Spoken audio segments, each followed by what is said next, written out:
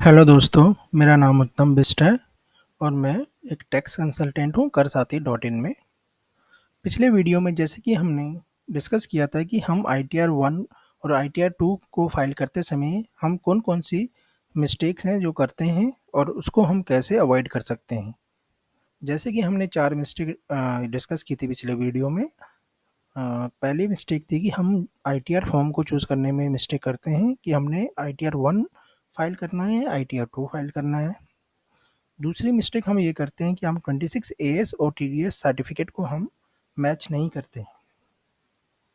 तीसरी है हम टाइमली वेरीफाई नहीं करते हैं अपनी आईटीआर को। चौथी मिस्टेक है कि हम क्या बोलते हैं कि बैंक डिटेल्स जो होती है वो इनकरेक्ट होती हैं हमारी, या हमारी केवाईसी बैंक में अपडेटेड नहीं होती है। आज उसी सीरीज़ का ये दूसरा वीडियो है जिसमें हम डिस्कस करेंगे कि ITR 1 हम कैसे फाइल करते हैं। चलो स्टार्ट करते हैं। जैसे कि आप देख पा रहे हैं कि ये मेरे क्लाइंट की आईडी है जिसमें हमने लॉगिन कर रखा है पहले से, और इसमें हम सबसे पहले ये चेक करेंगे कि इस क्लाइंट के लिए हमारा कौन सा फॉर्म एप्लीकेबल होता है। उसके लिए सबसे पहले हम यहाँ पे सर्विसेज टैब में जाएंगे, एनुअल इन्फॉर्मेशन ITR स्टेटमेंट में जाएंगे और इसमें क्लिक करेंगे। मैंने पहले से आपके लिए ओपन करके रखा हुआ है, तो ये आप इसमें देख सकते हैं। इसमें हम टैक्स पेयर इन्फॉर्मेशन समरी में जाएंगे और इसमें हम देखते हैं कि इस पर्टिकुलर एसएससी की खाली एक ही इनकम शो कर रहा है, income under the head salary, जो कि है 3,98,000 की। तो इससे हमें ये पता चल जाता है कि इसकी कोई अदर सोर्स इनकम नहीं है, ना ही इसकी कोई कैपिटल गेन इनकम है, ना ही इसकी कोई एनी अदर इनकम है। तो यहाँ से हम ये डिसाइड कर सकते हैं कि हमने कौन सा ITR फाइल करना है। इससे इसके केस में हमारा ITR 1 फाइल होगा। सेकंड थिंग जो हम देखते हैं वो देखते हैं हम अपना 26 एस को। इसके केस में भी हम देख लेते हैं एक बार।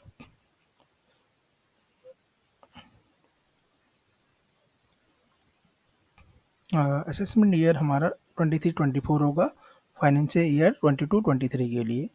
इसको हम देख लेते हैं, व्यू कर लेते हैं एक बार और एक बार डाउनलोड कर देते हैं। ये हमारा जैसे कि डाउनलोड हो गया है और इसको हम चेक कर लेंगे एक बार।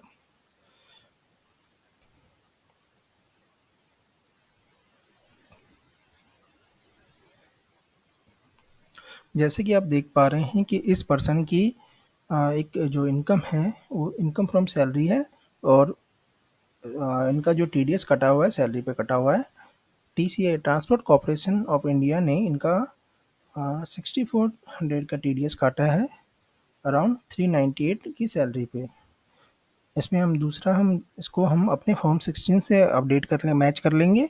अगर ये अमाउंट हमारा बिल्कुल हमारा वो करता है, मैच करता है, तो हम आगे प्रोसीड करेंगे। सेकंड थिंग हम देखेंगे इसमें हम एनी अदर कुछ है कि हमारा कोई दूसरा TDS तो नहीं कटा हुआ है किसी कंपनी ने।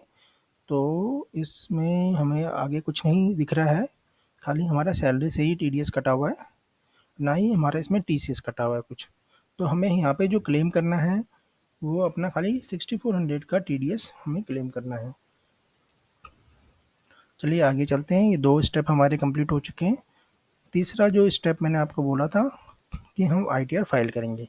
फाइल नाउ पे जाएंगे हम, यहाँ से असेसमेंट ईयर सेलेक्ट करेंगे 23-24, ऑनलाइन मोड सेलेक्ट करेंगे, कंटिन्यू करेंगे, एंड यहाँ से हम स्टार्ट न्यू फाइलिंग करेंगे। इंडिविजुअल के केस में हम इंडिविजुअल सेलेक्ट करेंगे। यहाँ से फिर ITR 1 हम सेलेक्ट कर लेते हैं, जो कि हमें अभी हमने पता किया था कि हम कैसे हम ITR 1 और 2 सेलेक्ट करते हैं। Proceed with ITR 1, let's get started. इसमें हम देख लेते हैं कि हमें इन 3 जो ऑप्शंस हैं किस पे टिक मारना है।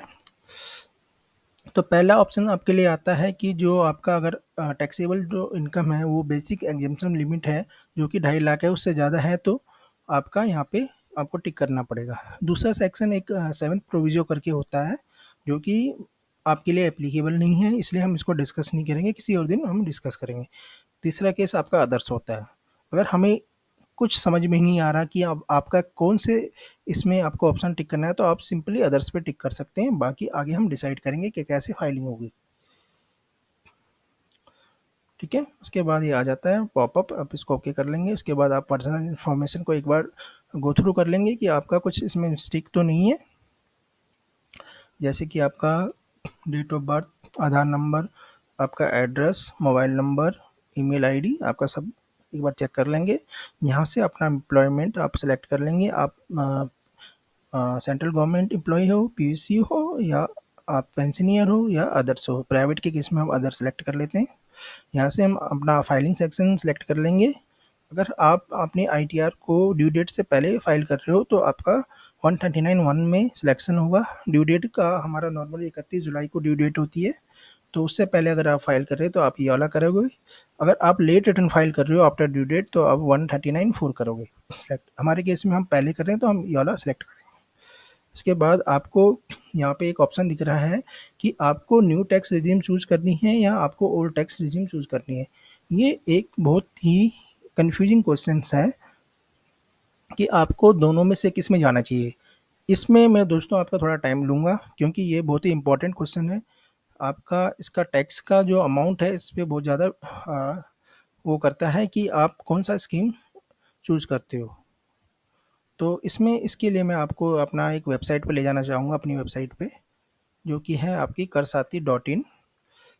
इसमें मेरा एक आपका सहूलियत के लिए मैंने एक ब्लॉग बना रखा है कि आपके लिए आपको न्यू टैक्स रिजीम बेटर रहेगा या ओल्ड टैक्स रिजीम। तो इसमें हम नीचे आ जाते हैं। जैसे कि मैं आपको दिखा रहा हूँ कि अगर मान लेते हैं, इसमें मैंने 2 एग्ज़ाम्पल लिए हैं। अगर आपका जो सैलरी पैकेज है वो 20 लाख का है एनुअली, या आपका सैलरी पैकेज है 15 लाख का है, तो हम सबसे पहले 15 लाख वाला देख लेते हैं। अगर आपका जो सैलरी पैकेज है वो 15 लाख रुपीज़ का है और आप अपनी सारी डिडक्शन को अवेल कर रहे हो, मतलब आप हाँ, एटीसी में भी इन्वेस्टमेंट कर रहे हो, मेडिकल इंश्योरेंस प्रीमियम भी दे रहे हो, एनपीएस में भी इन्वेस्टमेंट कर रहे हो, होम लोन का इंटरेस्ट भी पे कर रहे हो, तो आपको जो टोटल डिडक्शन आपको अवेल होती है एक एनुअल ईयर में वो 4,75,000 की होती है। हम देख लेते हैं कि आपका टैक्स इम्प्लीकेशन कैसा पड़ेगा ओल्ड टैक्स रिजीम में और न्यू टैक्स रिजीम में। कि आप मान लीजिए आपकी 15 लाख का एनुअल पैकेज है और आपका जो ओल्ड टैक्स रिजीम में अगर हम इसको देखते हैं, कैलकुलेट करते हैं, आपका टैक्स तो आएगा जो कि इसमें नेक्स्ट नेट टैक्स लाइबिलिटी आपकी आ रही है 1,24,800, और हमारा जो न्यू टैक्स रिजीम है उसमें हमारी जो टैक्स लाइबिलिटी आ रही है 1,45,600। तो यहाँ पे हमें ये देखने को मिलता है कि अगर हम अपना डिडक्शन सारा अवेल कर रहे हैं तो हम हमारे लिए ओल्ड टैक्स रिजीम जो है वो बेनिफिशियल है। सिमिलरली केस अगर हम 20 लाख का भी लेके चलें तो 20 लाख के केस में भी आपको जैसे कि देखने को मिलेगा कि हमारा जो टैक्स कैलकुलेशन है ओल्ड में या टैक्स कैलकुलेशन न्यू में किस में बेनिफिट है। अगर आप सारे डिडक्शन अवेल कर रहे हो तो आपका जो टोटल टैक्स पेबल आएगा ओल्ड टैक्स रेजिम में वो आएगा 280,800, और न्यू टैक्स रेजिम में आपको कोई डिडक्शन नहीं मिलती है स्टैंडर्ड डिडक्शन के अलावा जो कि 50,000 की है, और बेसिक एग्जम्पशन लिमिट जो कि आपकी है 3 लाख की। तो टोटल डिडक्शन आपको मिलता है 350 का। तो उसमें आपका जो टैक्स लायबिलिटी आ रही है 296,400 की आ रही है, जो कि ज़्यादा आ रही है ओल्ड टैक्स रेजिम से। तो दोस्तों एक सिंपल सा हमारा एक वो बन जाता है, अगर आप अपने सारे डिडक्शन अवेल कर रहे हो तो आपको ओल्ड टैक्स रेजिम के साथ जाना चाहिए, उसमें वो आपके लिए बेनिफिशियल रहेगा। अगर आप कोई इन्वेस्टमेंट नहीं कर रहे हो, कोई डिडक्शन अवेल नहीं कर रहे हो तो आपके लिए न्यू टैक्स रेजिम बेनिफिशियल रहेगी। चलिए फिर से हम अपने फाइलिंग पोर्टल पे चलते हैं। हमारे क्लाइंट के केस में ये डिडक्शन भी अवेल कर रहे हैं और ये कुछ इन्वेस्टमेंट भी कर रहे हैं, तो हम इसको अवेल नहीं करेंगे, हम नो पे टिक करेंगे। और साथ में एक और चीज़ दोस्तों, अगर आप कोई एक बार न्यू टैक्स रेजिम को ऑप्ट कर लेते हैं तो आप इसको बाद में कभी चेंज नहीं कर सकते हैं, आपको हर साल न्यू टैक्स रेजिम के अंदर ही आपका टैक्स पे करना पड़ेगा। ठीक है, चलो आगे चलते हैं हम। आप उसके बाद आपका बैंक डिटेल आप यहाँ पे दिखा रहा है, वो आपको चेक करना है एक बार, आप कौन सा अकाउंट अपना रिफंड के लिए देना चाहते हो, उस पर आपको सेलेक्ट फॉर रिफंड करना है यहाँ पे, ओके या ओके हो रखा है यहाँ पे। उसके बाद हम यहाँ पे कंफर्म कर लेंगे। उसके बाद हम यहाँ पे ग्रॉस टोटल इनकम में जाएंगे। उसके बाद ये कुछ आपका ये दिखा रहा है सेक्शंस, इनको हम अभी नहीं देखेंगे, हम कंटिन्यू कर लेंगे, इनको हम बाद में डिस्कस करेंगे। उसके बाद ये आपके पास ये विंडो ओपन होके आएगी, इनकम फ्रॉम सैलरी, जिसमें आपका दिखा रहा है ग्रॉस सैलरी एग्जम्प्ट अलाउंस। तो इसमें एक बार हम एडिट पे जाएंगे। एडिट पे जाने के बाद हम यहाँ पे अपना देखेंगे कि हमारा टोटल जो एनुअल इनकम है वो कितना आ रहा है। इस केस में 398 है, ठीक है। उसके बाद हम यहाँ से अपना अलाउंसेस जो भी है डिडक्शन वो सिलेक्ट करेंगे। 89 ए का अलाउंस हमारे पास इस टाइम पे हमारे को नहीं मिल रहा है, तो हम इसको डिलीट कर देते हैं, ठीक है। और एग्जाम्प्ट अलाउंस में हम जैसे कि हमें देखेंगे कि एचआरए अगर हमें मिल रहा है तो एचआरए यहाँ से सेलेक्ट कर लेते हैं, या कोई दूसरा अलाउंस भी अगर हमें मिल रहा है तो उसको हम सेलेक्ट कर लेंगे। जैसे कि मेरे केस में मैंने एचआरए कर दिया है, और 8000 पर मंथ के हिसाब से हम 96,000 यहाँ पे डाल देते हैं। दोस्तों एचआरए के केस में आपको एक चीज़ ध्यान रखनी है, अगर आप 1 लाख से ऊपर का एचआरए अगर आप क्लेम करना चाहते हो तो आपको अपने लैंडलॉर्ड का पैन देना पड़ता है एम्प्लॉयर को, ठीक है। अगर आप 1 लाख से नीचे का एचआरए अमाउंट क्लेम करना चाहते हो तो आपको पैन की रिक्वायरमेंट नहीं पड़ती है। तो ये एचआरए एक बहुत ही अच्छा टैक्स सेविंग, टैक्स प्लानिंग का कंपोनेंट होता है अगर आप इसको ढंग से यूज़ करें तो। हमारे केस में हम 1 लाख से नीचे पे कर रहे हैं तो 96,000 हम यहाँ पे देंगे और प्रोसीड करेंगे, जो कि हमारा नेट सैलरी आ रहा है 3,02,240। उसके बाद स्टैंडर्ड डिडक्शन हमें 50,000 का मिल रहा है। उसके बाद जो हमारा income chargeable under the head salary आ रहा है 252 आ रहा है, तो उसको हम सेव कर लेते हैं, आगे प्रोसीड करते हैं। उसके बाद दोस्तों हम आगे चलते हैं। हाउस प्रॉपर्टी की अगर आपकी कोई इनकम है तो यहाँ से आप एडिट कर लेंगे, यहाँ से आप सेलेक्ट कर लेंगे। अगर आप उस प्रॉपर्टी में रह रहे हो तो आप सेल्फ ऑक्यूपाइड पे क्लिक करके यहाँ पे इंटरेस्ट का जो आपका अमाउंट है वो आप यहाँ पे फिल कर लेंगे एक बार, ठीक है। और इंटरेस्ट का जो अमाउंट आपको बैंक से पता चलेगा, बैंक आपको एक सर्टिफिकेट देगा इंटरेस्ट का, जो कि अप्रैल मंथ में देगा आपको, कि आपका जो भी टोटल ईएमआई गया है पूरे ईयर में उसमें से इंटरेस्ट पोर्शन कितना है और कि प्रिंसिपल पोर्शन कितना है। जो इंटरेस्ट पोर्शन है उसका डिडक्शन आपको यहाँ पे मिलेगा, जो कि मैक्सिमम 2 लाख मिलता है हमें, और जो प्रिंसिपल पोर्शन है उसका डिडक्शन आपको सेक्शन 80C में मिलेगा, ओके। बाकी आप अगर उस प्रॉपर्टी को लेट आउट कर रखा है, let out in the sense अगर आपने जहाँ पे प्रॉपर्टी ले रखी है आप वहाँ पे स्टे नहीं कर रहे हो, आप कहीं और वर्किंग हो किसी दूसरे स्टेट में, तो उस केस में आपको यहाँ पे दूसरे ऑप्शंस मिलेंगे। आपका जितना भी रेंट वहाँ से आ रहा है वो ग्रॉस अमाउंट ऑफ रेंट यहाँ पे आप डालोगे, ठीक है ना। जो भी टैक्स आपने पे कर रखा हुआ वहाँ पे अथॉरिटी म्यूनसिपल हाउस टैक्स वो आप यहाँ पे डालोगे। उसके बाद आपने जो इंटरेस्ट आपको बोरोड कैपिटल पे आपका जा रहा है ईएमआई में वो यहाँ पे जाएगा आपका, जो कि मैक्सिमम 2 लाख है। एंड बाकी उसके बाद आप इसको ऐड कर लेंगे। हमारे केस में कुछ भी नहीं है तो हम इसको छोड़ देते हैं, हम इसको यहाँ से कैंसिल कर देते हैं, ओके। नेक्स्ट आपका आ जाता है, या मैं आपके सुविधा के लिए इसमें केस ले लेता हूँ। हमने सेल्फ प्रोवाइड कर रखा है प्रॉपर्टी एंड 2 लाख का हम इसमें डाल देते हैं, ठीक है। एक डमी फिगर आपके लिए मैं डाल देता हूँ आपकी सुविधा के लिए कि आपको कैसे इसमें भरना है, ओके। उसके बाद इनकम फ्रॉम अदर सोर्स के अंदर हमारी इनकम्स आएंगी। इसमें सबसे पहले हमारा बैंक इंटरेस्ट, जो हमारा सेविंग बैंक से इंटरेस्ट आता है वो आएगा। सेकंड हमारा जो एफडी पे अगर हमने कोई एफडी करवा रखी है तो उस पर जो इंटरेस्ट वो हम यहाँ पे डालेंगे, ठीक है। थर्ड हमारा कोई इनकम टैक्स रिफंड है तो वो हम यहाँ पे डालेंगे रिसीव वाइज वाले ईयर में हमें। और यहाँ पे हमारा कुछ अगर प्रोविडेंट फंड्स पे हमारा जो कोई हमें इंटरेस्ट मिला है तो वो हम यहाँ पे डालेंगे, ठीक है। इन दोनों में किसी में भी हम डाल सकते हैं। तीसरा हमारा है कि ये सब प्रोविडेंट फंड वाला है दोस्तों, जितना भी अमाउंट है। आगे कोई फैमिली पेंशन है वो हम यहाँ पे डाल देंगे। और यदि एनी अदर इनकम है हमारी इससे इससे रिलेटेड नहीं है, जो कि जो भी यहाँ पे ऑप्शन है तो वो हम यहाँ पे कर देंगे। और आपको किसी कंपनी से डिविडेंड मिल रहा है तो वो आप यहाँ पे डाल सकते हैं। तो हमारे केस में हमें इनकम टैक्स रिफंड भी हमारा नहीं है कुछ, और एफडी से हमारे कोई इंटरेस्ट नहीं आ रहा। बैंक इंटरेस्ट हमारा हो सकता है जो कि 1000 रुपीज़ का होगा, सेविंग में बहुत ही कम इंटरेस्ट मिलता है, तो इसको हम फिल कर लेते हैं एंड कंटिन्यू कर लेते हैं,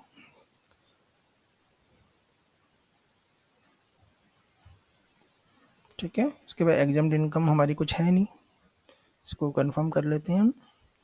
एंड उसके बाद डिडक्शन में आ जाते हैं हम अपना, कि जो एटीसी में डिडक्शन हम अभी हम आपसे साथ डिस्कस कर रहे थे कि जो हमारा हाउस का जो ईएमआई का जो प्रिंसिपल पोर्शन है वो हम यहाँ पे डिडक्शन में क्लेम कर सकते हैं। सेकंड, यहाँ पे हमारा जो एलआईसी है, जैसे कि लाइफ इंश्योरेंस पॉलिसी पे जो प्रीमियम हमारा जाता है वो हम यहाँ पे क्लेम कर सकते हैं। और चाइल्ड एजुकेशन में जो भी हमारा खर्चा होता है स्कूल फी, वो हम यहाँ पे क्लेम कर सकते हैं। ठीक है, यहाँ पे हम अपना एनपीएस का अमाउंट क्लेम कर सकते हैं ईटीसीसी-डी2 में। और अगर आपने कोई डोनेशंस दी हैं किसी भी पर्पज़ के लिए, वो आप इन तीनों सेक्शन में क्लेम कर सकते हैं अकॉर्डिंग से, इन दोनों में। तीसरे में अगर आप एचआरए नहीं ले रहे हो तो आप यहाँ पे एक रेंट का एटीडी डबल जी का सेक्शन है, वो आप यहाँ पे क्लेम कर सकते हो।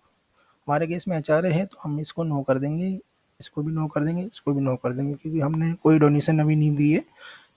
इंश्योरेंस और एजुकेशन में हमारा जो खर्चा होगा वो डाल देते हैं बच्चों का। एनपीएस में कोई अमाउंट है तो मैक्सिमम 50,000 का हमें मिलता है, वो डाल देते हैं। और 80D में अगर आपका कोई मेडिकल इंश्योरेंस का प्रीमियम जा रहा है तो आप यहाँ पर डाल सकते हो। तो कंटिन्यू कर लेते हैं।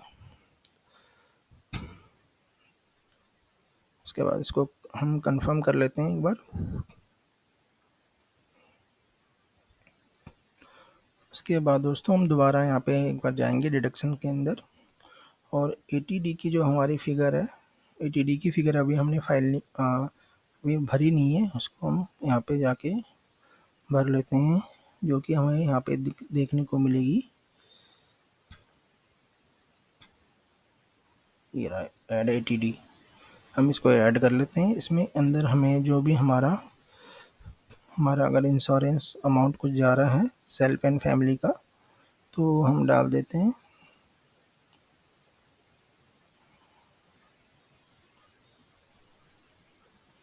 नो, हमारी फैमिली में अगर हम सीनियर सिटीजन हैं, अगर हम कोई प्रीमियम पे कर रहे हैं तो एचयूएफ,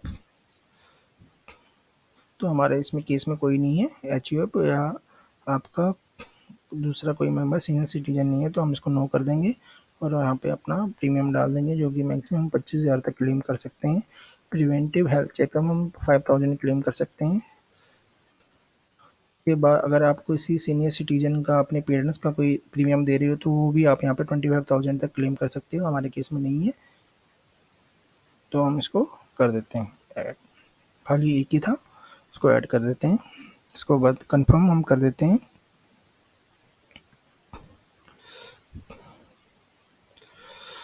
उसके बाद ये समरी हमारे पास आ जाती है टैक्स पेड की, जिसके अंदर हमारा टीडीएस का जो सबसे पहले सेक्शन आता है उसको शो डिटेल करेंगे हम। हमारी कंपनी जो हमारा टीडीएस काटा एक बार हम चेक कर लेंगे यहाँ पे एडिट में जाके, कि हमारी कंपनी ने ट्रांसपोर्ट कॉर्पोरेशन ऑफ इंडिया ने हमारा कितना टीडीएस काटा है। जैसे कि हमने आपका ये मैच किया था यहाँ पे, कि जब हम 26 एज डाउनलोड करते हैं और फॉर्म 16 से इसको मैच करते हैं तो ये अमाउंट बिल्कुल आपका मैच करना चाहिए। हमारे केस में मैच कर रहा है 6400 एंड 398 214। देख लेते हैं एक बार, 6400 398 214, तो इसको हम सेव कर लेंगे। दोस्तों इसमें एक और चीज़ हो सकता है आपका, अगर आपने किसी केस में कि एक ही ईयर में किसी 2 कंपनियों में काम किया, मतलब एक कंपनी से स्विच ऑफ किया, आपने कोई दूसरी कंपनी जॉइन की है, तो इसमें आपको अपने दोनों एम्प्लॉयर की डिटेल देनी पड़ेगी विद टीटीएस। हमारे केस में नहीं है तो हमने एक ही की दी है। ठीक है, उसके बाद हम आगे चले जाएंगे, कंफर्म कर लेंगे डिटेल्स। उसके बाद हम यहाँ पर टैक्स लायबिलिटी कंप्यूट कर लेंगे एक बार। हमारी जो टोटल इनकम है वो 0 आ रहा है, क्योंकि इसमें हमारा कोई भी डिडक्शंस सारा सेटअप हो गया है। ग्रॉस टोटल इनकम 53,214 है, एंड हमारा डिडक्शन भी, क्योंकि दोस्तों हमने यहाँ पे जो क्लेम कर रखा है पीछे, आपको मैंने समझाने के लिए एटीसी का पूरा अमाउंट हमने यहाँ पे क्लेम कर दिया होगा।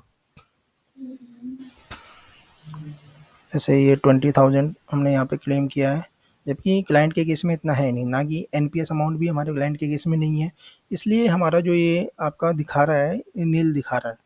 आपके केस में ये डिफरेंट होगा, क्योंकि कोई भी सबकी फिगरें अलग अलग होती हैं, कितने इन्वेस्टमेंट की, हर चीज़ की। ठीक है ना, ये आपको समझाने के लिए मैंने एक वीडियो बनाया है कि आपको कैसे कैलकुलेट करना है आपका। उसके बाद हम यहाँ पे टैक्स लायबिलिटी में जाते हैं तो हमारा 0 शो कर रहा है, आपकी अलग अलग शो करेगा आपकी इनकम के हिसाब से। ओके, उसके बाद हम यहाँ से कंफर्म कर लेंगे एक बार। उसके बाद हम प्रोसीड करेंगे। प्रोसीड करने के बाद प्रीव्यू करेंगे हम रिटर्न को, एक बार यहाँ पे चेक कर लेंगे, टिक कर लेंगे।